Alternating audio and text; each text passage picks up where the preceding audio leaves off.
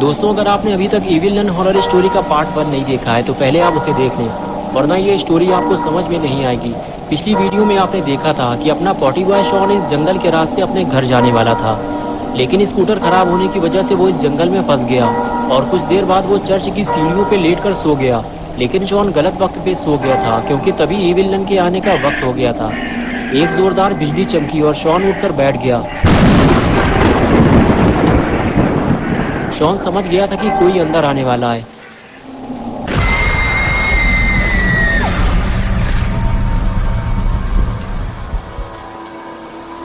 और अब आगे की स्टोरी देखते हैं। इविल नन जैसे ही चर्च के सामने आती है तो उसे चर्च की सीढ़ियां खाली मिलती है।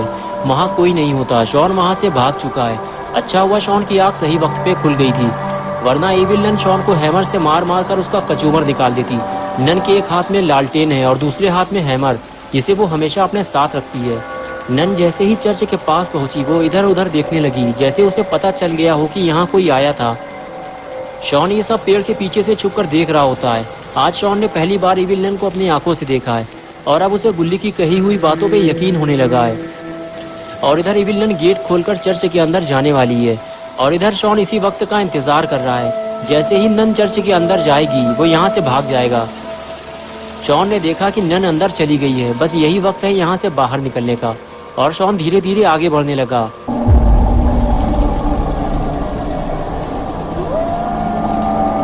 शॉन ने देखा कि गेट खुला हुआ है, नन अंदर जा चुकी है। शॉन उठकर खड़ा हो गया और बाहर जाने लगा।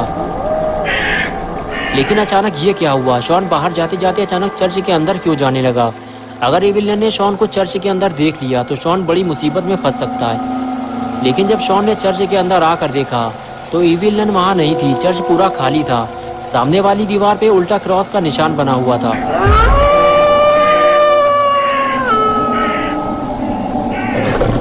शॉन ये सब देख ही रहा था कि तभी शॉन को अपने पैरों के नीचे से आती हुई कुछ आवाज सुनाई दी। शॉन ने जब नीचे देखा तब उसे पता चला कि यहाँ तो बेसमेंट बना हुआ है। जरूर इविल नन इस बेसमेंट के अंदर गई होगी।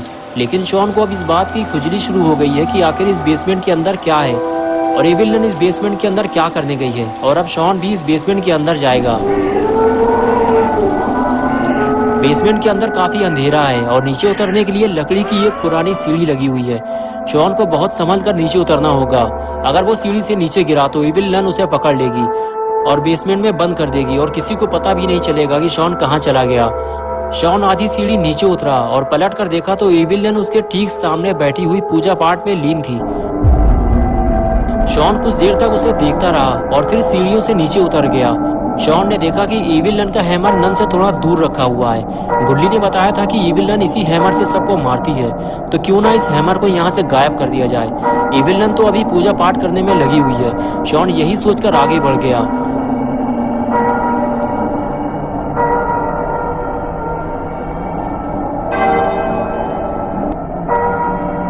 हैमर के पास पहुंचकर शॉन ने हैमर को पकड़ लिया। हैमर काफी भारी था, इसलिए शॉन उसे उठा नहीं पाया और उसे खींचते हुए वहां से दूर ले जाने लगा। शॉन की यही बेवकूफ़ी उसे भारी पड़ने वाली थी। हैमर खींचने की आवाज ने नन की पूजा पाठ खराब कर दी। इविल नन ने हैमर ले जाते हुए शॉन को देख लिया है और अब शॉन की खैर नहीं।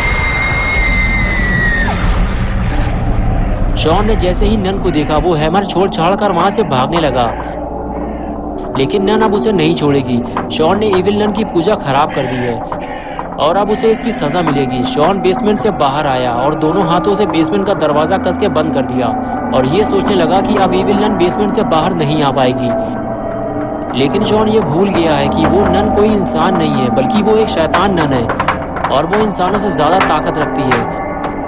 और थोड़ी ही देर में शॉन को इस बात का अंदाजा होने लगा कि वो इविल नन को बाहर आने से ज्यादा देर तक रोक नहीं पाएगा, इसलिए वो चर्च से बाहर भाग गया।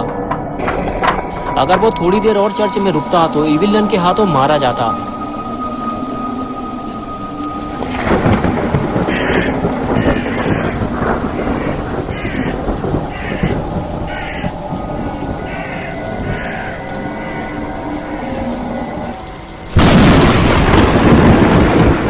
शॉन के चर्च से जाते ही इविल नन बेसमेंट से बाहर आ गई और अब शॉन का बुरा वक्त शुरू हो गया है।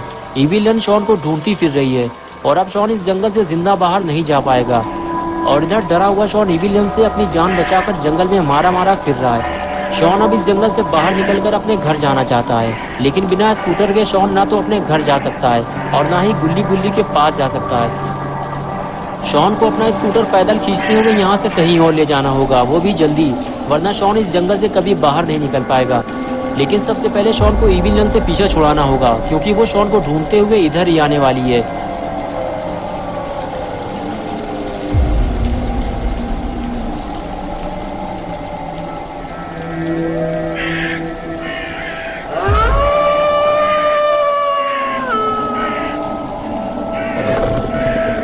जिस बात का डर था आखिर वही हुआ। इविलियन शॉन को ढूंढते हुए बिल्कुल उसके पास आकर खड़ी हो गई। शॉन की जरा सी बेवकूफ़ी उसकी जान ले सकती है, लेकिन शॉन को कुछ समझ में नहीं आ रहा और वो वहाँ से धीरे धीरे भागने लगा। अब कुछ भी हो जाए शॉन अब इस जंगल में नहीं रुकेगा, उसे किसी भी हाल में इस जंगल से बाहर निकलना है और अब वो इस जंगल में कभी वापस नहीं आएगा। शॉन के सामने उसका स्कूटर खड़ा हुआ है और शॉन स्कूटर स्टार्ट करके देखना चाहता है कि अब स्कूटर स्टार्ट होगा या नहीं, लेकिन वो ऐसा नहीं कर सकता। इविलियन उसके बहुत पास खड़ी हुई है। शॉन डरते डरते स्कूटर के पास गया, स्कूटर को स्टैंड से हटाया और बिना स्टार्ट किए ही धीरे धीरे उसे लेकर वहां से खिसकने लगा। शॉन को लगा शायद ये तरीका काम कर जाए और वो इस जंगल से बाहर निकल जाए, लेकिन ऐसा नहीं हो पाया।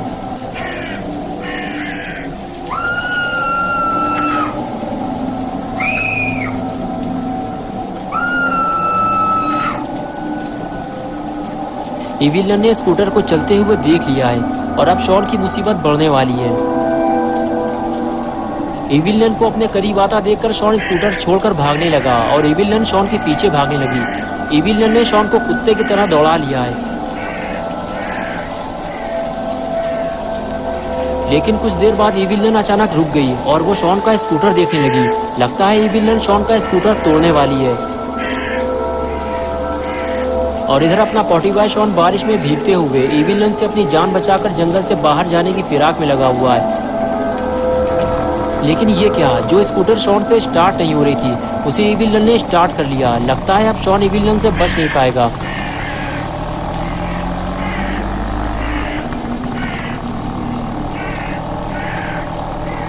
अपना पॉटी बॉय शॉन जंगल से भागते हुए रोड की तरफ आ गया, लेकिन अपना शॉन अकेला नहीं है जो रोड की तरफ आया है। इविलियन भी शॉन की तरफ स्कूटर लेकर आ रही है। शॉन अब थक चुका है और वो ज़्यादा तेज़ नहीं दौड़ पा रहा है और इसी का फ़ायदा उठाते हुए इविलियन शॉन के पास पहुंच गई और हथौड़े से शॉन की खोपड़ी बजा दी। हथौड़ा पड़ते ही शॉन गुलाटी खाते हुए दूर जाकर गिरा। इविलियन ने शॉन को इतनी तेज़ मारा था कि कुछ देर तक तो शॉन ज़मीन से उठ ही नहीं पाया और फिर जैसे तैसे शॉन ने अपना होश संभाला और वहाँ से भाग खड़ा हुआ। इविलियन भी शॉन के पीछे पीछे भागने लगी, लेकिन शॉन का बचना बहुत मुश्किल है, क्योंकि इविलियन जंगल में आने वाले किसी भी इंसान को जिंदा नहीं छोड़ती।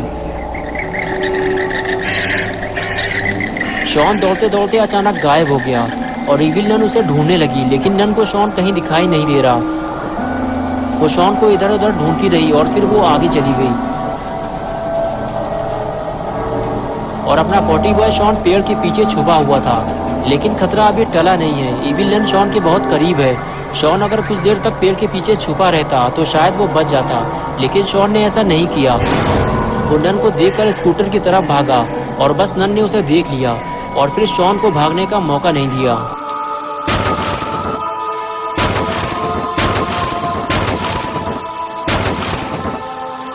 इविलियन ने शॉन के सर पे एक के बाद एक कई हथौड़े मारे, जिसकी वजह से शॉन का सर फट गया और सर से खून बहने लगा और इविलियन शॉन को मरा हुआ समझकर वहां से चली गई।